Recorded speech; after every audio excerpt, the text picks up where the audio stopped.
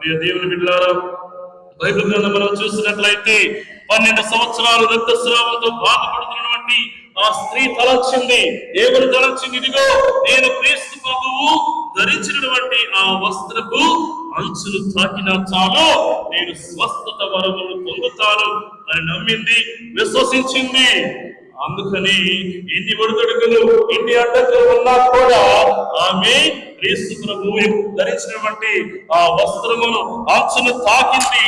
అదే విధంగా స్వస్థ వరములు పొందినది. కాబట్టి దేవుని బిడ్డలారా, అదే విశ్వాసముతో, అదే నమ్మకంతో ఈ రోజు నీవు కూడా ప్రభువుని అర్థించు, ప్రభువుకి మొరపెట్టుకో, ప్రభువుకి ప్రార్థన చేయి, కన్నీటి ప్రార్థన చేయి. ప్రభువా, నా కుటుంబంలో ఈ సమస్య ఉన్నది, ప్రభువా నా వ్యక్తిగత జీవితంలో ఈ సమస్య ఉన్నది, ప్రభువా నా కుటుంబంలో ఆర్థిక ఇబ్బందులు ఉన్నాయి, ప్రభువా నేను అనారోగ్యంతో బాధపడుతూ ఉన్నాను, ప్రభువా నీ యొక్క స్వస్థత హస్తములతో నన్ను తాకయ్యా, నీ యొక్క మహాజ్ఞానంతో మా కుటుంబంలో ఉన్నటువంటి ఇబ్బందులను తొలగించేయాలి ప్రార్థన చేయి. ప్రియ దేవుని బిడ్డ, అడుగుడి ఇవ్వబడును అన్నటువంటి ఆ క్రీస్తు ప్రభు నీ యొక్క సమస్యను తొలగిస్తాడు.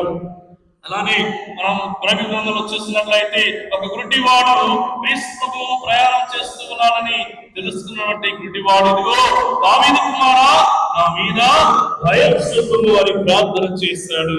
వెంటనే క్రీస్తు ప్రభు తన యొక్క ప్రార్థనను ఆలకించాడు.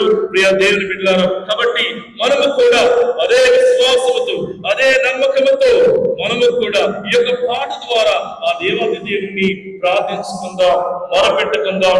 ప్రతి ఒక్క తలంపు, ఏ తలం పైన ఏ సమస్య అయినా కూడా నీ యొక్క ప్రభువుకు సమర్పించుకో.